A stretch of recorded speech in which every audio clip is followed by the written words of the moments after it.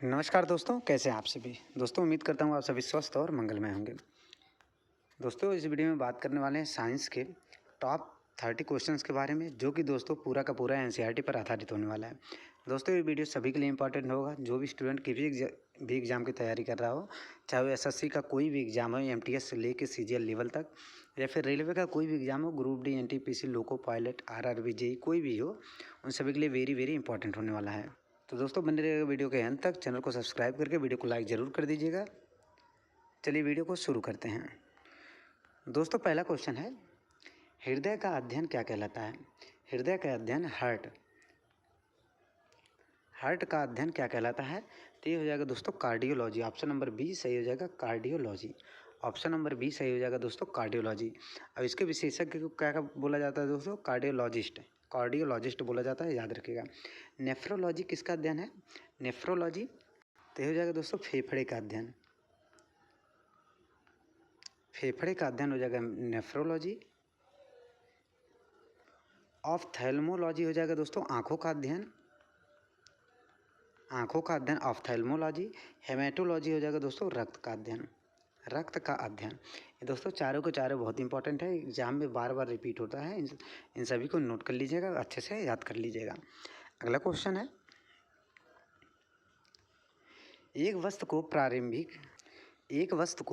प्रारंभिक वेग u से u मीटर पर सेकंड से ऊपर फेंका जाता है और वह अधिकतम ऊंचाई h तक पहुंच जाती है, तो h का मान ज्ञात कीजिए। मतलब कितने ऊंचाई तक वो गया है उसका मान पूछा है, कितने ऊंचाई तक गया है।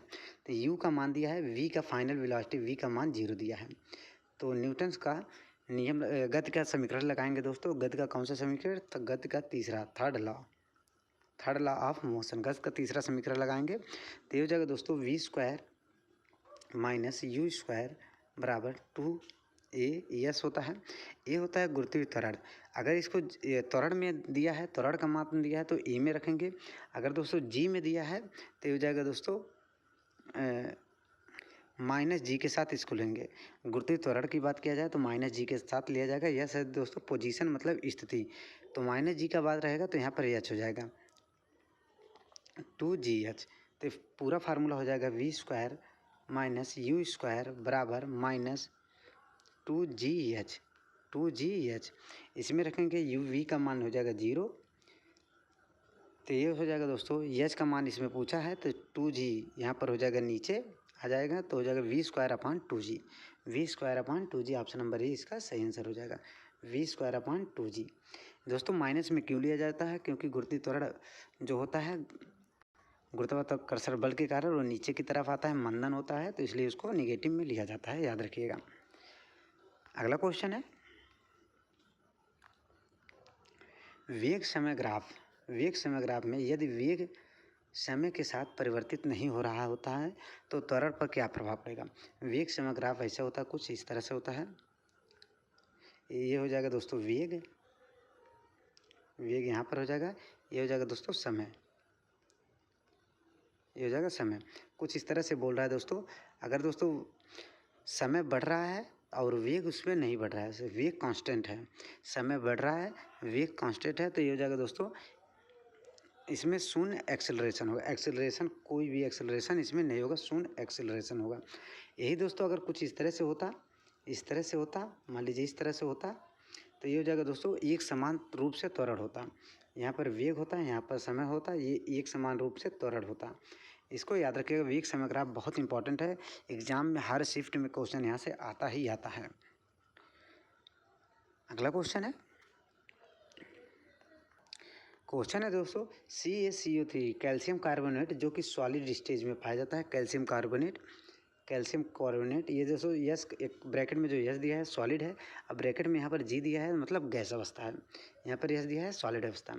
ये टूट जाता है दोस्तों, रिएक्शन करके टूट जाता है कैल्शियम ऑक्साइड में, और दोस्तों कार्बन डाइऑक्साइड गैस रिलीज होती है। ये कैसी अपक्रिया है, इसको बोला जाता है CaO को दोस्तों लाइम मतलब चूना, बिना बुझा चूना बोला जाता है दोस्तों, बिना बुझा चूना इसको बोला जाता है। और CaCO3 को बोला जाता है कैल्शियम कार्बोनेट, CaCO3 को बोला जाता है कैल्शियम कार्बोनेट, याद रखिएगा। तो ये कैसी अपक्रिया है दोस्तों, एक एक यौगिक अगर 2 चीज़ों में टूटता है या फिर 3 चीज़ों में टूटता है तो ये हो जाएगा दोस्तों विघटन अपक्रिया। विघटन अपक्रिया, विघटन अपक्रिया होता है, विघटन अपक्रिया। दोस्तों संयोजन अपक्रिया कैसे होता है? अगर 2 तत्व से मिलकर या फिर 2 यौगिक से मिलकर कोई एक यौगिक का निर्माण होता है, 2 लोगों से मिलकर किसी एक का निर्माण होता है तो संयोजन मतलब एक साथ हो जाता है। जब 2 तत्वों से मिलकर एक तत्व का एक यौगिक का निर्माण होता है तो संयोजन अपक्रिया होती है। एक यौगिक से टूटकर 2 तत्व में हो जाता है या फिर 2 यौगिक में हो जाता है तो हो जाएगा विघटन अपक्रिया। ऊष्माक्षेपी अपक्रिया का एक बहुत अच्छा एग्जाम्पल याद रखिएगा दोस्तों, ऊष्माक्षेपी अपक्रिया का श्वसन। मनुष्यों में या फिर जानवरों में या फिर ह्यूमन बींग्स में, एनिमल किंगडम में जो श्वसन होता है वो कैसी अपक्रिया है? ऊष्माक्षेपी अपक्रिया। ये बहुत बार पूछा जाता है। मनुष्यों में श्वसन अपक्रिया कैसी अपक्रिया है? तो हो जाएगा ऊष्माक्षेपी अपक्रिया है। बहुत बार पूछा जाता है, हर बार रिपीट होता है क्वेश्चन, ये दोस्तों याद रखिएगा।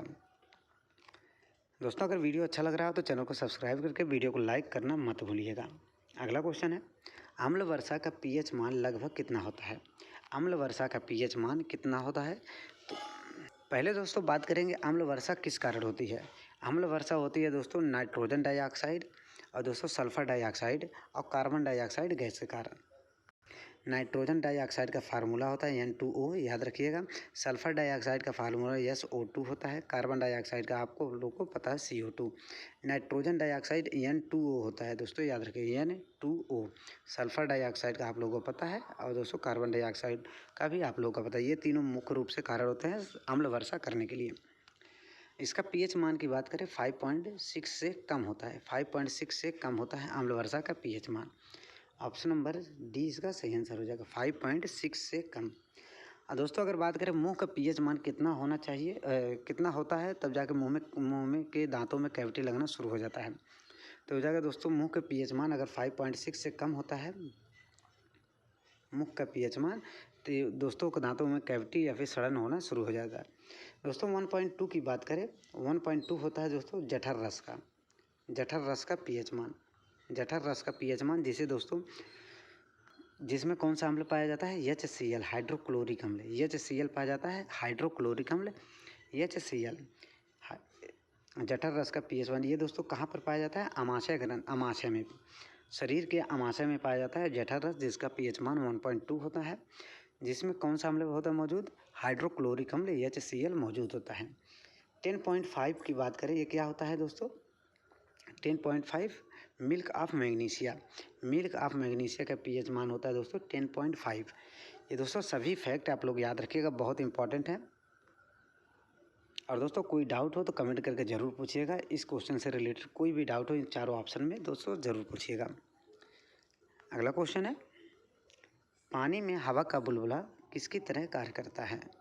पानी में हवा का बुलबुला किसकी तरह कार्य करता है? आसान क्वेश्चन है, ये हो जाएगा दोस्तों अवतल लेंस। अवतल लेंस की तरह कार्य करता है, याद रखिएगा, अवतल लेंस की तरह। दोस्तों लेंस का जो सूत्र होता है, लेंस का सूत्र होता है 1/f equal to 1/v minus 1/u। और दर्पण का सूत्र होता है 1/f equal to 1/v plus 1/u। ये होता है दर्पण का सूत्र और ऊपर वाला होता है लेंस का सूत्र, जिसमें एफ होता है फोकल लेंथ या फोकस दूरी, वी होता है वस्तु की दूरी, यू होता है दोस्तों प्रतिबिंब की दूरी। दोस्तों फार्मूला याद रखिएगा। अगला क्वेश्चन है, ट्रिप्सिन का कार्य क्या है? ट्रिप्सिन का क्या कार्य है? ट्रिप्सिन क्या होता है दोस्तों? ये दोस्तों प्रोटीन को तोड़ता है, प्रोटीन को तोड़ता है। और दोस्तों ट्रिप्सिन प्रोटीन को किस में चेंज करता है, किस में परिवर्तित करता है? इसको आप लोग कमेंट करके ज़रूर बताइएगा, किस में परिवर्तित करता है, इसको आप लोग कमेंट करिएगा। बहुत आसान है, इस किस में परिवर्तित करता है दोस्तों, ये बहुत आसान है, इसको ज़रूर क्वेश्चन करिएगा। दोस्तों बात करें प्रोटीन की फैक्ट्री, प्रोटीन की फैक्ट्री,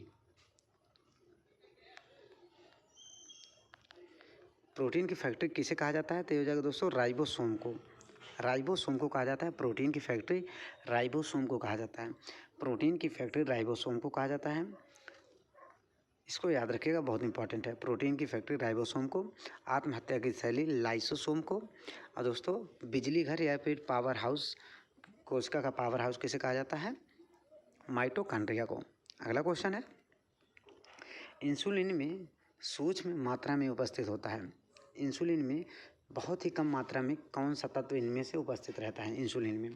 दोस्तों लोहा की बात करें तो जाएगा दोस्तों रक्त में। रक्त में बहुत ज़्यादा मात्रा में हीमोग्लोबिन में लोहा आयरन में पाया जाता है, इसको याद रखिएगा। तो इसका आंसर हो जाएगा दोस्तों जिंक। ऑप्शन नंबर सी इसका सही आंसर हो जाएगा जिंक। जिंक इसका सही आंसर हो जाएगा। इंसुलिन, इंसुलिन की बात करें दोस्तों, इसकी खोज किसने किया था? तो इसका खोज किया था वेटिंग तथा वेस्ट ने। वेटिंग व वेस्ट ने,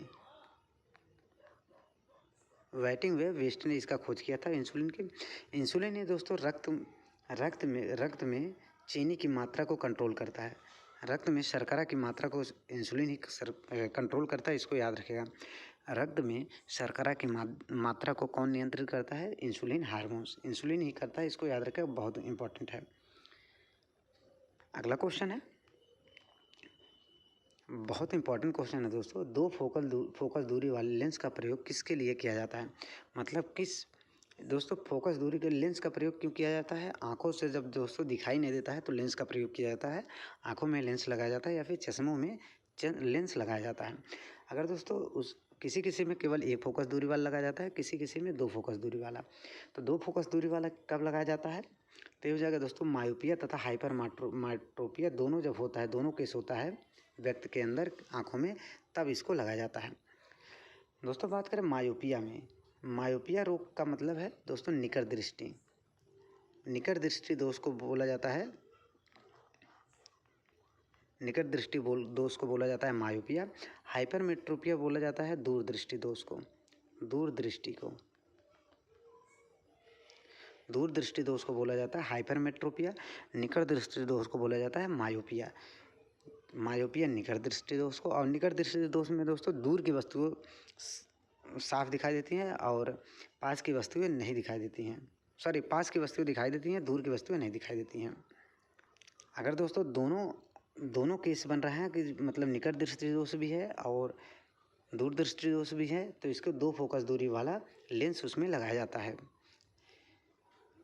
अगला क्वेश्चन है, इनमें से कौन सा तत्व रेडियोधर्मी तत्व नहीं है? रेडियो एक्टिव तत्व नहीं है, इनमें से कौन सा तत्व है जिसमें रेडियो एक्टिव रेडिएशन का कोई प्रभाव नहीं पड़ता है? तो थोरियम तो दोस्तों रेडियो एक्टिव तत्व है, पोलोनियम भी है, यूरेनियम में है। ये तीनों दोस्तों रेडियो एक्टिव तत्व हैं। और दोस्तों इसमें नहीं पूछा गया तो नहीं हो जाएगा दोस्तों एल्युमिनियम। ऑप्शन नंबर डी इसका सही आंसर हो जाएगा एल्युमिनियम। ऑप्शन नंबर डी इसका सही आंसर हो जाएगा। अगला क्वेश्चन बात करें, निम्नलिखित में से कौन केवल स्त्रियों में पाया जाता है? आसान क्वेश्चन है दोस्तों। तो ये हो जाएगा दोस्तों अंडाशय। ऑप्शन नंबर 20 का सही आंसर हो जाएगा अंडाशय। अंडाशय केवल स्त्रियों में पाया जाता है, इसको याद रखिएगा। अगला क्वेश्चन है, इलेक्ट्रिक बल्ब में भरने के लिए निम्नलिखित में से किस गैस का प्रयोग किया जाता है? इलेक्ट्रिक बल्ब का जो फिलामेंट होता है दोस्तों, फिलामेंट किसका बना होता है? फिलामेंट किसका बना होता है? तो ये हो जाएगा दोस्तों टंगस्टन का। टंगस्टन का प्रतीक होता है डब्लू। टंगस्टन का प्रतीक होता है डब्लू। टंगस्टन का बना होता है, टंगस्टन का प्रतीक होता है डब्लू। इसका मेल्टिंग पॉइंट होता है दोस्तों 3380 डिग्री सेंटीग्रेड। 3380 डिग्री इसका सेंटीग्रेड होता है। और दोस्तों बल्ब में बात करें कौन सी गैस भरी जाती है? तो आर्गन तथा नाइट्रोजन। ऑप्शन नंबर सी इसका सही आंसर हो जाएगा आर्गन तथा नाइट्रोजन। कौन सी गैस भरी जाती है बल्ब में? आर्गन तथा नाइट्रोजन, इसको याद रखिएगा। अगला क्वेश्चन है, शरीर के तापमान को संतुलित कौन सी ग्रंथि रखती है? शरीर के तापमान को संतुलित कौन सी ग्रंथि रखती है? तो इसका आंसर हो जाएगा दोस्तों हाइपोथैलेमस ग्रंथि। हाइपोथैलेमस ग्रंथि, इसको याद रखिएगा। हाइपोथैलेमस ग्रंथि शरीर के तापमान को नियंत्रित करता है, हाइपोथैलेमस ग्रंथि। अगला क्वेश्चन है दोस्तों, सोडियम बाइकार्बोनेट का सामान्य नाम क्या है? सोडियम बाइकार्बोनेट का सामान्य नाम क्या है? मतलब जनरल बोल भाषा में इसको क्या कहा जाता है दोस्तों? हो जाएगा baking soda. Option number A इसको सही कहा जाएगा दोस्तों, बेकिंग सोडा या फिर खाने वाला सोडा। बेकिंग सोडा या फिर खाने वाला सोडा। इसका सूत्र हो जाएगा दोस्तों Na2HCO3, sodium bicarbonate CO3, sodium bicarbonate CO3। दोस्तों चूना का सूत्र हो जाएगा CaO। ये हो जाएगा दोस्तों बिना बूझा चूना का कैल्शियम ऑक्साइड। बिना बूझा चूना को बोला जाता है दोस्तों CaO। अब धावन सोडा को क्या बोला जाता है दोस्तों? Sodium bicarbonate, sorry sodium carbonate, sodium carbonate,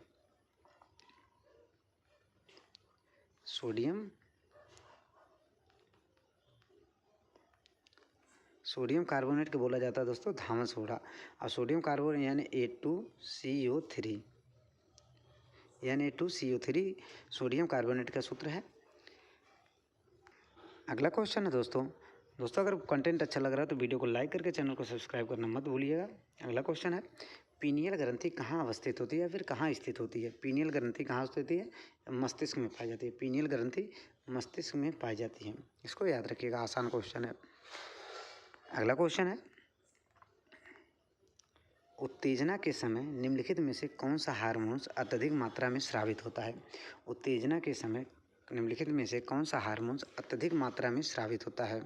तो इसका आंसर हो जाएगा दोस्तों एड्रेनालिन, एड्रेनिल ग्रंथि होता है, हार्मोन्स होता है स्रावित होता है। इसको आसान क्वेश्चन है, इसको याद रखिएगा।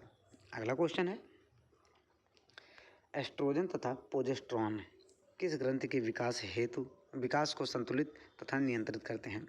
एस्ट्रोजन तथा प्रोजेस्टेरॉन किस ग्रंथि के विकास को संतुलित तथा नियंत्रित करते हैं? आसान क्वेश्चन है दोस्तों, यह जाएगा स्तन ग्रंथि को। ये मुख्यतः दोस्तों महिलाओं में मुख्य रूप से पाया जाता है, जिसकी वजह से महिलाओं में चेस्ट में स्तन की वृद्धि हो जाती है।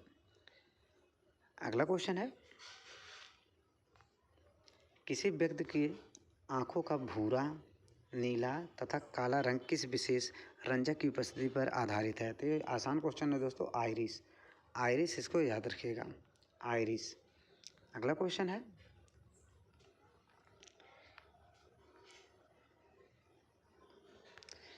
फेफड़े के आवरण को क्या कहा जाता है? फेफड़े के आवरण को जो घेरा होता है उसको क्या कहा जाता है दोस्तों? ये हो जाएगा प्ल्यूरा, प्ल्यूरा इसको कहा जाता है दोस्तों, इसको प्ल्यूरा कहा जाता है। फेफड़े के आवरण को प्ल्यूरा कहा जाता है। इसके अध्ययन को नेफ्रोलॉजी कहा जाता है, अभी हमने ऊपर पढ़ा है। इसके अध्ययन को, फेफड़े के अध्ययन को नेफ्रोलॉजी कहा जाता है। अगला क्वेश्चन है दोस्तों, और आज का दोस्तों आखिरी क्वेश्चन है, एक्वारेजिया में कौन सा अम्ल पाया जाता है? एक्वारेजिया में कौन सा अम्ल पाया जाता है? तो एक्वारेजिया में दोस्तों, एक्वारेजिया में नाइट्रिक अम्ल तथा हाइड्रोक्लोरिक अम्ल। ऑप्शन नंबर बी, नाइट्रिक अम्ल तथा हाइड्रोक्लोरिक अम्ल। दोस्तों नाइट्रिक अम्ल का सूत्र है HNO3, हाइड्रोक्लोरिक अम्ल का सूत्र है HCl। इसका रेशियो क्या होता है, किस अनुपात में होता है दोस्तों? इसको आप लोग कमेंट करके ज़रूर बताइएगा। हाइड्रोक्लोरिक अम्ल तथा नाइट्रिक अम्ल का रेशियो क्या होता है, किस अनुपात में होता है एक्वारेजिया में? इसको आप लोग कमेंट करके बताइएगा। इसको दोस्तों हमने पिछले 2-3 क्लास पीछे इसको हमने बताया है, पूरा एक्सप्लेन करके बताया गया है। आप लोग वीडियो को देख सकते हैं, उसके बाद कमेंट जरूर करिएगा किस रेशियो में है। दोस्तों उम्मीद करता हूँ वीडियो पसंद आया हो। वीडियो पसंद आया तो चैनल को सब्सक्राइब कीजिएगा, वीडियो को लाइक ज़रूर करिएगा। मिलते हैं एक और नए वीडियो के साथ, तब तक के लिए धन्यवाद।